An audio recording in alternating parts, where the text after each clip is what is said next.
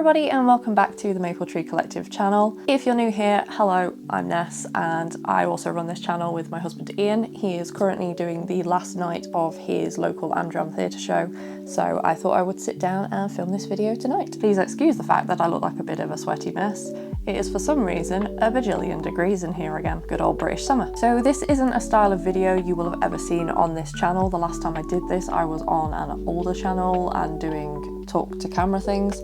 I haven't done that for a while. We've largely been using this as a video diary log for just our everyday shenanigans, conventions, events, holidays, things like that. So to be doing a talk to camera is very unusual and I do tend to blabber on a bit, so I will try and keep it as short and to the point as possible. I even have like a 12-page script to kind of keep me on track. If you've been watching our channel recently, you'll know that in early June we went on a trip to the Efteling theme park in Kaatsheuvel in the Netherlands. We did this for Ian's birthday just as a different change of pace. Efteling has been the top of our list because it is meant to be Europe's Disney without being Euro Disney. And if you want to know what we thought about the actual park and our whole experience, you're best off watching the end of the Efteling mini-series. In that we kind of summarise everything that we thought about it, the ups, the downs, things like that. But overall, we absolutely love this park. We've been back nearly 2 months now and I'm still pining for it. I still want to go back. But anyway, that's not why I'm here. One of the directions we kind of want to take this channel in is also making things that we ourselves have gone looking for.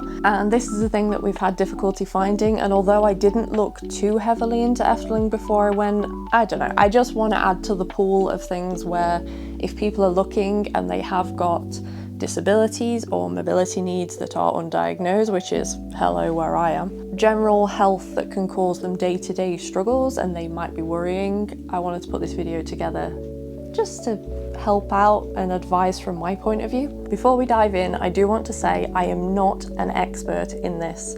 I am purely giving this from my point of view as somebody who uses a walker and a walking stick to get around due to chronic pain and fatigue. So without further ado, I'm going to try and keep this as short and sweet as I possibly can and follow my script, and I'll put some overlay clips of bits and bobs to kind of keep you in context as we go along. So starting with an overview of the park. So the Efteling is not a small park in comparison to a lot of them. It is 72 hectares or 180 acres and it comprises of 5 different lands. I'm also going to apologise in advance because I am still going to butcher the Dutch pronunciations of these. These 5 lands are Marerijk, Reizenrijk, Ruirijk, Anderrijk and Fantasierijk. And then you also have the Sprookjesbos, which is the fairy tale forest. I will be flippantly referring back and forth between the 2 languages throughout this, so if you get lost, I'm sorry. But that is the overall makeup of the park. One thing to also say about this park is that it was built in the 1950s. It is a very old location, actually beating Disney by an ever so small amount, and it does show in some of the landscaping. Not to say the landscaping is bad, but to say that it is noticeable the accessible adjustments that have been made over the years. As far as terrain goes, the park itself, it's generally flat, aside from a few bridges here and there and a couple of hills as you're going round. Only 2 of these bridges in total are inaccessible to wheelchair users, and this is actually marked before you go up as well. One of these is as you are walking down the back of Purana. There is a bridge that goes up and into Anderrijk from the side where Fata Morgana is. I've kind of got a small bit of footage here to explain where that is. That bridge is labelled as do not come up here with a mobility aid. I think because A, it's quite bumpy, and also because it's incredibly narrow, so it would not be suitable for wheelchair users or mobility aid users to go up, so we didn't go up there when I was there with my walker. The other one is a bridge that joins with a little island pagoda in the middle, and it's between Ruirijk and Fantasierijk. Aside from these 2 locations, there is a lot of open space to walk in and surprisingly very few areas where crowds can get snarled up, which can be quite a rarity in some theme parks. However, this could be because we were there out of season. We were at the beginning of June, which is right before the school holidays in the UK, so it was quite busy when we were there on the Friday because I believe that's a non-working day for some people in Europe, but for the rest of the week, we didn't have any issues with crowds, in all honesty. It was a wonderful time to go. However, with some pluses always comes a bit of a downside, and the downside to this is that there isn't great overhead coverage for sudden rainstorms or intense heat. If you're there in really hot weather or just with a bit of sunshine in general, highly advise sunscreening up. I didn't and ended up with a red nose by the end of the second day. If it's really hot weather, I would say sunscreen up and take a UV umbrella, especially if you're sitting in a wheelchair and you're quite exposed, just because those open areas, you're not going to be able to find cover too quickly from the sun, and it is going to get you. Conversely, if you're met with adverse weather in the form of a rainstorm, where you may need to suddenly poncho up yourself with your electric mobility aid, you need to be looking to duck into a shop, such as the souvenir store in Marerijk opposite the carousel. This is where we hid, and that's when I accidentally bought another souvenir. Don't judge me. Or also in that area is the Efteling Museum. If you're round towards the top end of it, the Anton Picklane bit, you can always duck in there as well. In Ruirijk, your best bet is going to be the food court, which is just next to where the train station is, right at the top end of it, with Python on your right and Half Main on your left. In Fantasierijk, the best I could think of is potentially the Fabula restaurant. This is an open, quick service kind of location, if you know the Disney lingo. So I believe you can just sort of wander in, and there is a big area where you could sort of just shelter from the rain if you needed to. In Anderrijk, you've got a little bit more shelter. There's a quick service in there, there is a bakery, and on the other side where the lakeside is, there's Fata Morgana where the queue line is undercover, and there are other areas to shelter over there as well. And in Reizenrijk, you're looking at the Carnival Festival store. Or if you're a guest of the Efteling Wonder Hotel like we were, you're 5 minutes walk from the entrance, and you can just go and stand in the lobby until the rain passes over, or you can go back to your room for a little nap, which is what we did. As I said previously, although it's incredibly open, one of the things you have to remember is that Efteling opened in 1952, and as a result, it has the cobblestones to match. Some of the areas I had to be incredibly careful with my walker, in particular going through the Het Volk van Lof, which is the People of Laugh section at the back of Marerijk. There were a few times when my wheels were not happy bunnies, and I'd have to lift the walker over to get to a flatter section of pavement. So just be wary that you may be in for a bit of a bumpy ride, and to take it steady through any areas with the cobblestones. The one thing I did check when I was there was, can you get around avoiding them? No, you can't, I'm afraid. So just be incredibly wary and incredibly careful. Arguably, the thing that the Efteling is known for the most is the Sprookjesbos, which is also known as the Fairy Tale Forest in English. And this area, thankfully, continues to be very accommodating for mobility aids, for the most part. The spaces are fairly open, and although people do cluster around the windows in one go, making it difficult to see from a distance sometimes, I noticed a lot of the time that we were all moving in an orderly queue to go past said windows to see the fairy tale, and it meant that you could actually get up close and personal with them, even if you did have a scooter, a wheelchair, a walker with you. For the fairy tales with the indoor shows, there is a dual level viewing platform, so there's a bit up a ramp where you can go at the back and a bar in front, and then there's a ground level one in front of each of these as well. This is in particular, off the top of my head, for the Indian water lilies, the little matchbox girl, and the Chinese nightingale. There are a couple where access may potentially be incredibly difficult. Sleeping Beauty is potentially the worst one because you have to go up a step and it's all cobbled as well, so I probably would go in expecting that you might not be able to see that one, in all honesty. As far as I can remember, for the rest, they were pretty much accessible. There are a few, particularly the Six Swans, where the viewing area is incredibly narrow. You go round and it's a very small space, and then you can also have people coming in the other side, so just be wary of people coming around. The Six Swans in particular, actually, you can get on the ride and go round if you're mobile enough, so that's why the window is so small, but there are a few like that where the windows are quite small and the corridors are quite narrow, so just be wary of other people coming through. Speaking briefly of the Sprookjesbos in the last section, that leads me nicely into our next segment, which is food, drink and overall facilities. Something that the Sprookjesbos of all areas in the park is lacking the most. If you are going into the Fairy Tale Forest, I would advise either grabbing some food or drink to go at one of the shops, or taking something in with you. And for those with sensitive colons, incontinence issues or anything of that ilk, make sure you prelude any visit with only safety foods and make your last stop before you head in a bathroom stop. This can either be at the Fantasierijk loos just down from Polskirchen and to the right of the entrance for the Sprookjesbos, or the Marerijk loos around the back of the Strom Carousel. Once you get into the fairy tale forest, there is only one bathroom stop near Donkey Lift Your Tail and 2 snack stops serving mostly pastry dishes and tea or coffee. Outside of this area, however, the park itself doesn't really have the same issue and the food selection is varied and plentiful. For more in-depth details on gluten-free, lactose-free selections, and to be honest, for more in-depth information on Efteling in general, I would advise visiting An Englishman's Guide to the Efteling.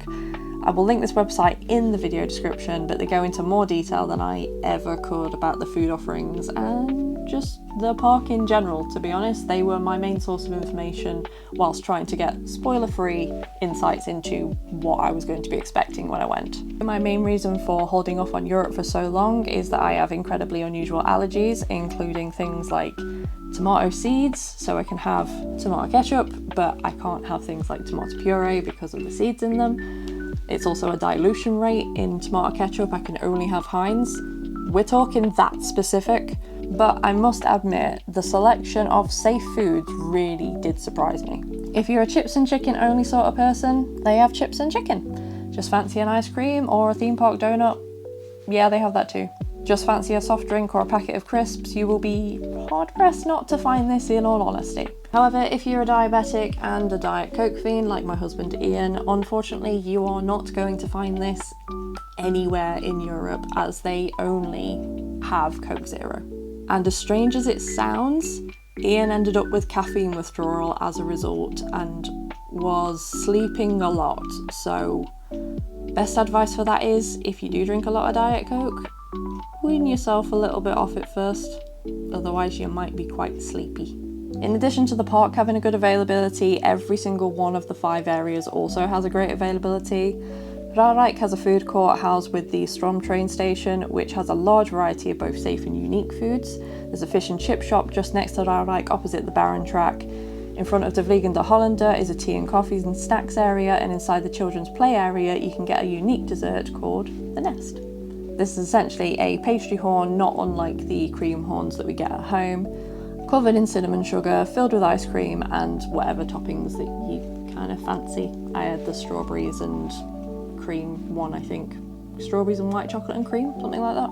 Fantasierijk has a little cake and hot drink stand. The Fabula restaurant, which we didn't go in, but when I looked it up, seemed to have a large selection of safe foods and normal foods, kind of more your baguettes and things like that. They've got a donut stand where we had mini donuts and an ice cream donut sandwich, and of course our favourite is located there, Polskirchen, the pancake kitchen. Anderrijk has a bakery opposite a general eatery with fried goods, and on theme opposite Fata Morgana there is a kebab and Turkish pizza stand. Marerijk has what they call a tea house with sandwiches and hot drinks, and near the museum has more fried foods including chips, and Reizenrijk has a small snack stand and drink stand in the play area heading out towards the Efteling Wonder Hotel, with another restaurant sandwiched between this and the Vogelrok building, which was another great all-rounder serving anything from burgers to falafel. What I will say is, although chips are readily available, they're not cooked in the same oil that is used in the UK. I've not been able to find out what the oil is, but the internet is telling me that they use 100% plant-based oil, and I could definitely taste that. As could my body, as I do have a sensitivity to rapeseed oil, because I can't actually say the name on YouTube. So just be cautious of this if you have a sensitivity to oil, otherwise have at it with as many chips as you want. Or fries for our American friends. The park does have its own refillable Coke Freestyle mug. I believe it was around €20, but it came with a caveat that you could only fill up every hour during the day, which we were only told about when purchasing, as I saw on the signs that the terms and conditions had changed since before I'd read up about it. I'll be honest, we did not get our money's worth out of this, largely because we were struggling to find the freestyle machines. Given the price of the drinks alone and the refillable water stations around the park, because yeah, there are plenty of those dotted around, especially in ride queues, this is probably the only theme park in the world that I've been to so far where I would not recommend getting a Coke Freestyle cup. As for where to go when you've consumed your body weight in food, bathrooms are marked in their own section on the app, and there are at least 2 in every area of the park. Some are co-ed, which I'll be honest, being from the UK is the first time I've ever seen this, but as a result the queues for these were far less than I've ever seen in a theme park. I personally do not use disabled bathrooms as I don't have a need to do so, therefore I won't make any official comment on this, but I do recall seeing these in a number of places, and there is a marking for it on the map when you click on a location. If anyone can give more information on those, please pop it in the comments. I'm happy for everyone to have an information sharing party right down in the comments about anything accessibility to do with Efteling. Moving on to our next section is shows. Whilst at Efteling we saw 3 shows in total: Reizenrijk, Aquanura and the amazing Caro. For Aquanura, you can watch this from any point surrounding the lake, however there is a designated wheelchair user area at the far left corner when you're facing the theatre, for those wanting to not be too crowded in by others. There isn't really a bad view of this show when it's quiet, but I suspect in the darker months, especially when you get the full effect of the lights, that's when you might need to plan to get there early and get a good spot. Be warned though, as with Fantasmic in America, if it's windy, you will get damp, if not wet. For Reizenrijk, I did have the walker with me, but because I hadn't researched ahead, I just ended up taking it up the stairs with me and into the viewing area. A lovely team member did say it needed to be left outside for safety reasons, which was totally understandable. So Ian took it out into the corridor and retrieved it after the show had finished. However, having returned from the trip and looked, there's actually a wheelchair designated section around the side where we likely could have gone instead had I realised. From the video I watched on the Efteling's website accessibility page, you're seated on a bench waiting for a member of staff who then takes you into the arena and to a ground level viewing area central to the stage. There's a bench there for companions, but the other benefit is that this allows you to stay in your vehicle for the duration of the show. Lesson learned with this one. And finally for Caro. Because I was worried about what to expect, I did not take my walker with me, so I didn't actually need any accessibility assistance on this evening. However, having looked it up, it appears that this is the only show where you do need to let them know in advance. On the website it says please contact the Efteling contact centre. I believe from what I saw this is because although spaces are available, they are limited per show. However, when seated you can remain in vehicle if you choose to, so just be wary if you're paying for the show that you do need to contact them beforehand to secure that assistance seat. So after a long spiel about the park itself, it's time to cover the thing that most theme park junkies will be here for: the rides. As I said in the vlog of our first day, I fully expected to go to the park and be queuing in the normal areas a la Disney, so I was quite stunned when we went to our first ride and I was told I needed to apply for the facility card. However, the process was really easy to do, and I will come back to this in a minute because I know alarm bells will be ringing. To get the facility card itself, you go into the app and on the access page look for facility card. On here you can click to apply for a facility card and you'll speak to Efteling's chatbot Penavia. Penavia will ask you a series of questions about your mobility restrictions, and at the end will determine whether or not you are eligible for a card. If you are, it will ask for your first name only. Don't do what I did and put your full name in and then follow it up by putting in your first name afterwards, as mine now reads Vanessa Maple Vanessa, which is just hilarious in all honesty. Once the card has been issued, it will generate a QR code. You will need to show this live in the app at each accessible entrance for the attraction you would like to ride.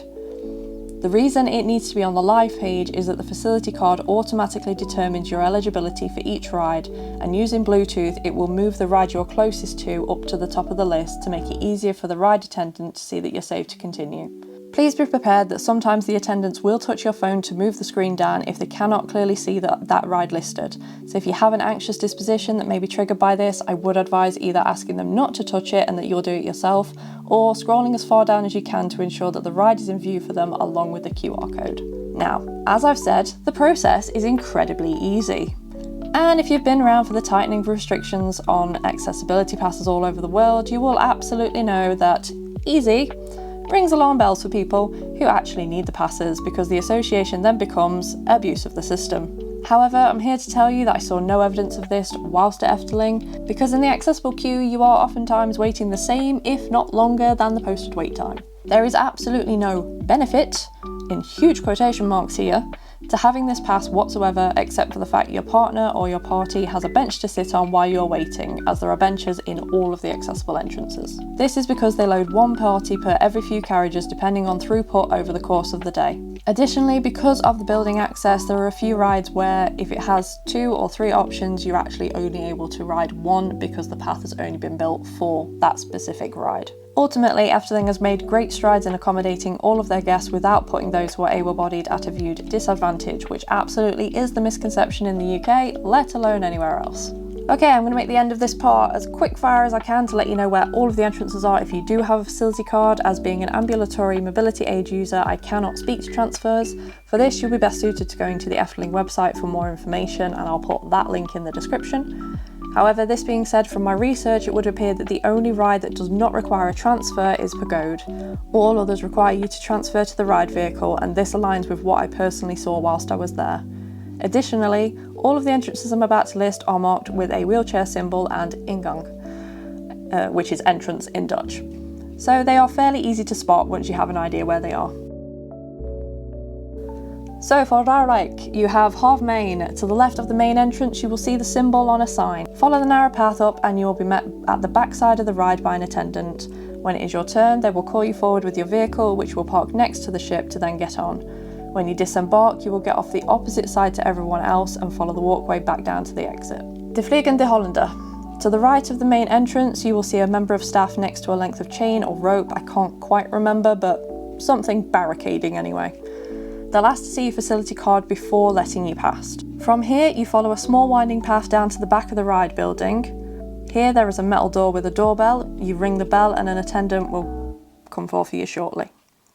They will then usher you backstage to the other side of the ride loading bay, and then when called forward, you leave your vehicle in the secure location only accessible to staff and other mobility aid users.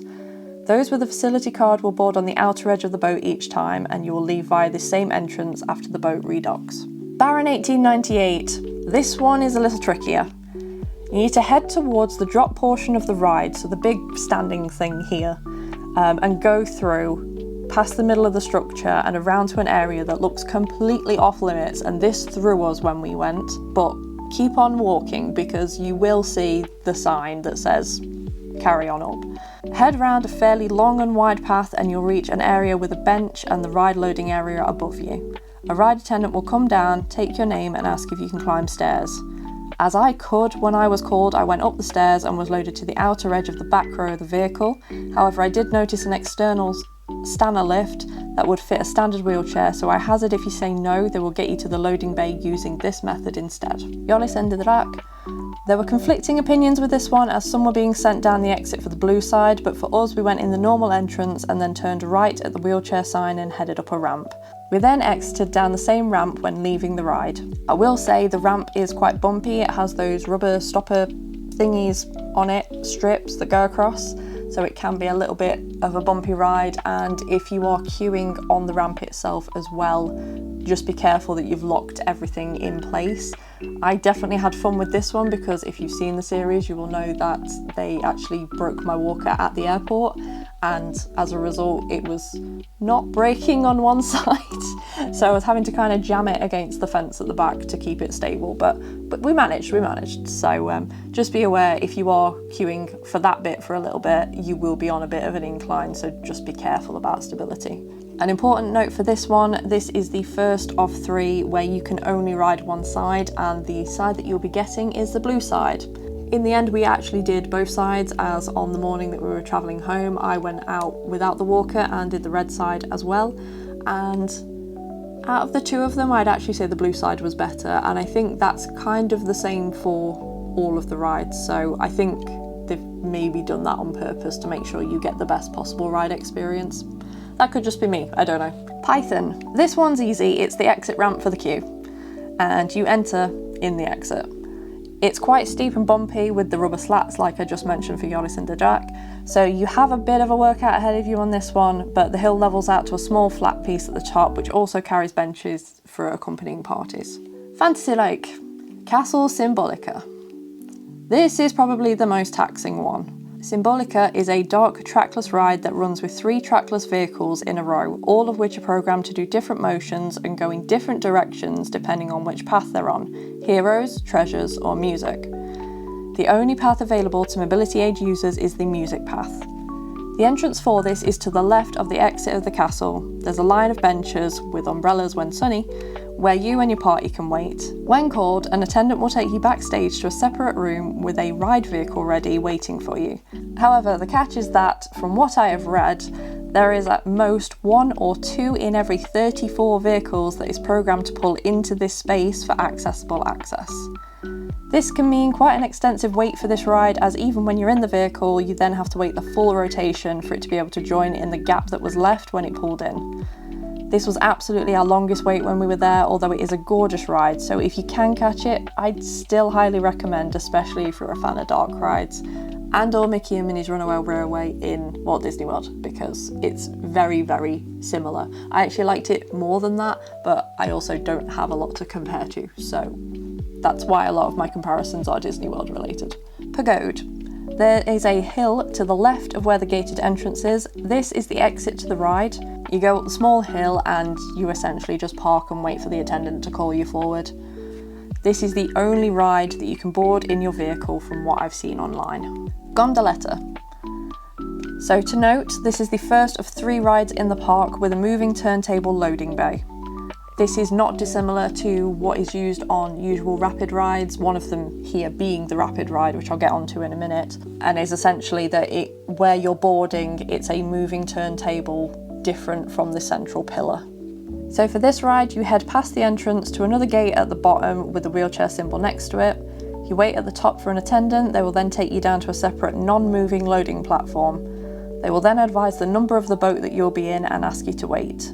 There are benches in the waiting area as normal. They then bring the boats to a near stop whilst you get in, and again when leaving the ride they will slow to a near stop again to allow you plenty of time to get out.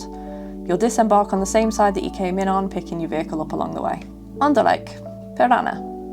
Head for the exit and wait at the bottom of the cobbled hill next to the accessible entrance sign, on the left wall when you're facing the exit of the ride. If you're in a mobility scooter, there is a separate area cordoned off to the side under umbrellas to wait in as well. I can't comment any more on this, I don't know if that means that there's another entrance. An attendant will meet you at the bottom of the hill and call you up to the exit gate when there's space available. You'll enter in the exit gate, however be aware this is the second of the 3 turntable loading bay rides, but on this one it will not be slowed or stopped, so you must be able to load whilst moving. Dance Macabre.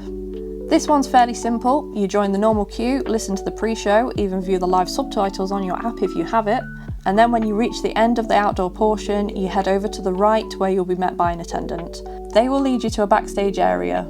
Please note, this is in pitch black, guided by only a lantern, so it can be quite difficult for those who struggle to see in the dark. Ian had great difficulty with this. They'll then take you to a separate door once the ride is ready for loading. Your vehicle will stay parked in a secure back area and you'll pick it up on the way out, again guided by attendants to enter into the gift shop. Fata Morgana. This one I actually did without the walker and greatly regretted, as it's a lot of stairs and inclines, so don't be like me and do that. It's not a good idea. However, having watched the video on the Efteling site, there is a separate accessible queue where an attendant will meet you and bring you up a steep incline, so another hefty exercise hill for either people self-propelling or your wonderful family or partners with you. They'll then take you to the final of 3 turntable loading bays, and again this one does not stop or slow, so you will have to load whilst moving. Max and Moritz. This is the final of 3 rides where you only get one of the multiple options available, and for this one it is the Max side, which is the blue side. You'll join the accessibility queue on the far left of the split of the 3 queues and make your way to a blue door. Here an attendant will meet you and you'll go up with your vehicle in another Stanner lift. You'll then be put in a little pen at the loading station. That's literally the best way I can phrase it because you're behind a gate. It's very similar to the Smiler loading at Alton Towers. You'll wait for the attendant to bring you forward and show you where to board, and you leave your vehicle on the loading platform. Marerijk.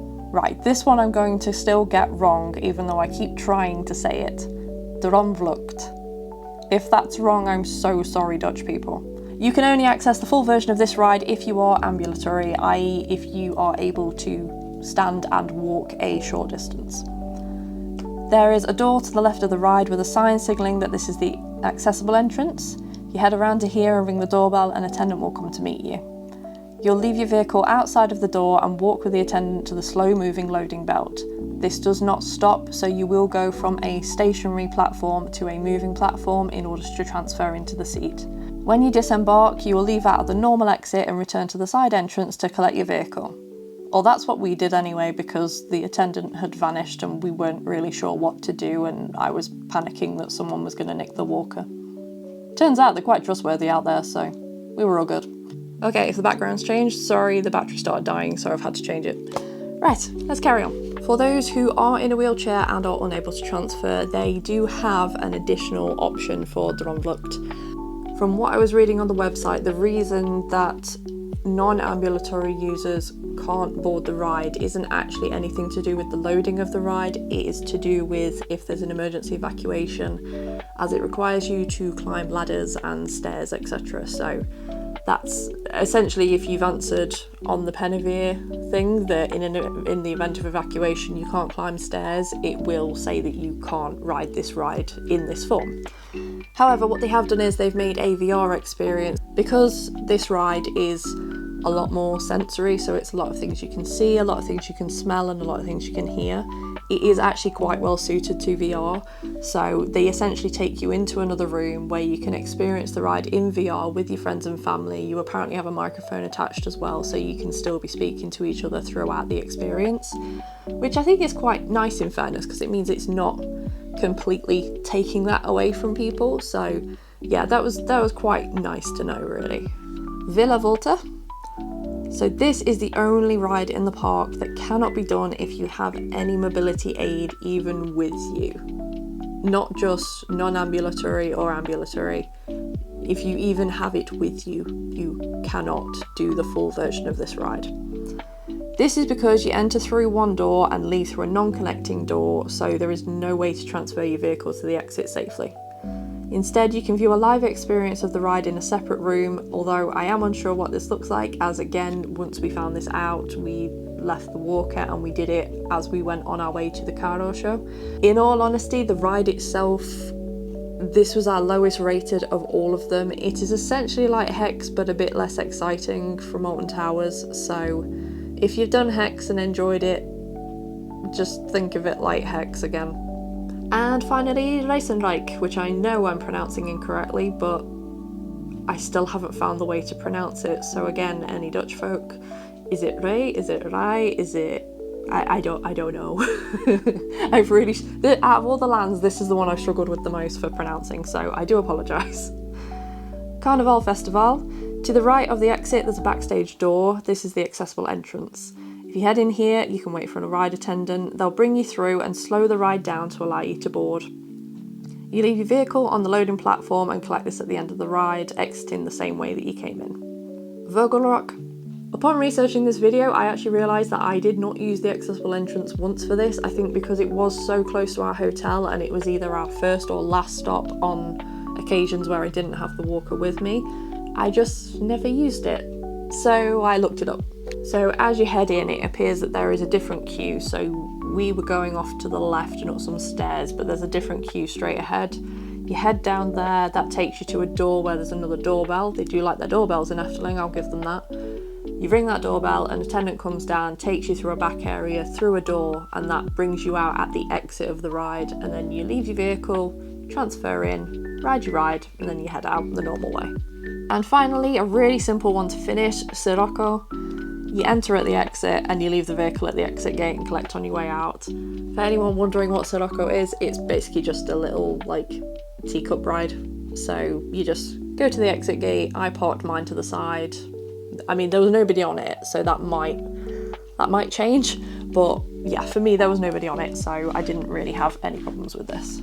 So I'm aware that this video is potentially going to be ridiculously long, but I'm not going to leave it without making a few comments on the Efteling Wonder Hotel, as that's where we stayed. In this hotel, there are 2 dedicated accessible rooms out of 124 in the building. This sounds bad, but in all honesty, it's pretty standard from what I know about theme park hotels. Yeah, they're few and far between for a full accessible roll-in shower, grab rails sort of room. And it's a very similar situation for the US as well, as I've also had a lot of this research to do in the last couple of years with American theme parks. So it sounds like a low number, it's about standard in all honesty. However, because I don't need to utilise things like grab rails or shower seats and things like that, we stayed in a normal room. So we were in a standard 3-person room, And to be honest, it had so much space to get around comfortably that I could fold out the walker in there and be perfectly fine. Everything was also movable. This is one thing that I know my mum's come up against in the past, where I know she went to like a lodge cabin a couple of years ago, and there was a coffee table that you physically could not move at all. It wasn't because it was bolted into the floor, it's just because it was really heavy. So all of the stuff is light and movable. I was able to pick things up with one hand. You can move the pink poofy that had the board game on it. You could move both of the bedside tables. Everything was movable in some way. Even the boots that look really heavy on screen, they're really not heavy at all. You could just move them out of the way if you needed more space for a wheelchair user to get around. The facilities in the room were a good height in the bathroom, although potentially probably still a little bit too high for a wheelchair user. Also, the bathroom would be a little bit too small for a full-time wheelchair user to get in and be able to use all the time, as you'd be doing about 20-point turns to turn yourself around afterwards, or you would have to come out backwards. As expected, there's no roll-in shower, it's just a normal shower. There's a little step up, it's not huge, but you do have to be able to still lift your feet from the floor in order to access it.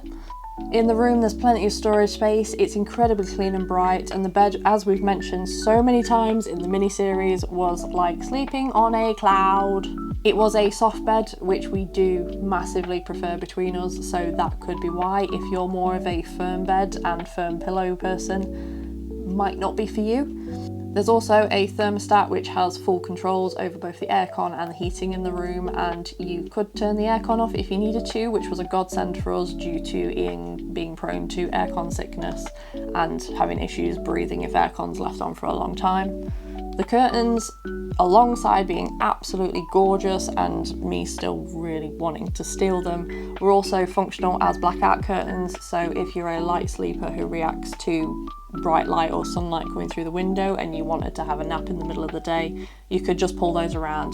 They were absolutely brilliant for just completely putting yourself into darkness in the room. The downside of this gorgeous hotel, like most others, is that there are only 2 lifts serving the entire hotel, and there are no ground floor rooms. So in the morning, for both breakfast and early entry, you will be waiting a solid amount of time to get downstairs. I would advise staying on a lower floor if possible. We were on the 7th floor and it took us about 20 to 30 minutes on one morning just to get downstairs with the walker. The walls are pretty much paper thin, as with, again, most hotels, so if you're sensitive to noise, I'd highly advise bringing earplugs, noise cancelling headphones, or loop earplugs, whatever works best for you.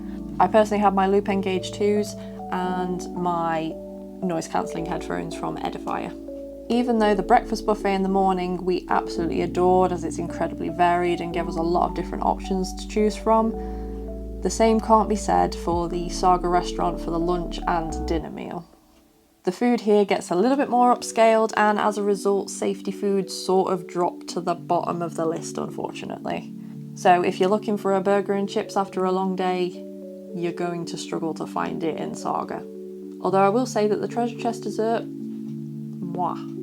absolutely gorgeous. Didn't really talk about it, but it was like a passion fruit mousse filled thing with like chocolate dusting all around it. Absolutely gorgeous. I really, really loved that. The room service that you could access in the room by scanning a QR code on the table next to the coffee machine, that had a few more options. You'll have seen one night we did order room service. I had a children's like little kids burger and some fries just to tide me over for the rest of the day, and Ian had a big slab of steak. I will say room service not affordable in the slightest, but if you are looking for something, there is pretty much something for everyone, and adults can order off the kids menu as well, which is what I did. We did, however, struggle to find any way to make any amendments, and the descriptions of the food weren't the best, in all honesty. The burger did come with some sort of thing on it, so I had to do a bit of scraping off, but because I knew it was something I wasn't allergic to, it was okay. It was I think it was a burger sauce, in all honesty, but I just scraped that off because I'm quite used to doing that now. So all that being said, if you are staying at this hotel, I would advise planning meals so that you have a large lunch and then you're either bringing back snacks in the evening from the park, or you're okay to just order like maybe a light bite off the room service menu. So overall for me, the park is a solid 4 out of 5. There's been great efforts made to accommodate as many guests as possible visiting. It's got a variety of food and drink on offer to suit all palates and preferences at a decent and relatively affordable price when considering the general cost of theme park grub. For example, the giant candy floss pictured here that we had, that was, I think it worked out around £4.50 each. When you consider you can go to the seaside and get a bag of candy floss a third of the size for £3, pretty decent. And this was the theme throughout the whole park. Our pancake meal was even more amazing. That was about £70, £60, or between £60 and £70 altogether, to the point that I actually turned around and said, "Are you serious?" Because we paid for it on a gift card. The atmosphere in the park is one that is calming and nowhere near as noisy as I had expected. I didn't need to use my loops at any time other than when we were in the Yoris queue on the final day, and that's because I was literally next to the roller coaster track. So I had them in then. Aside from that, did not use them once, and I only used my headphones in the room because one of the nights we had kids next door who were brutally sibling fighting next door, to the point that the neighbour on the other side of us came out and told them to shut up. And I'm saying all of that as somebody who does have auditory sensitivity issues, which is why I have my loops. When I go into the office at work, I have to wear headphones, otherwise I get overstimulated and anxious. So for me to say it was quite quiet was, yeah, that's pretty good for me. I really, really liked the atmosphere. I found it incredibly just calm and tranquil. The facility card works amazingly well for those who need it, whilst also being fair to all of the riders to avoid the system being abused. And the rides are really smooth and a change of pace from the attractions I've been used to riding in the past.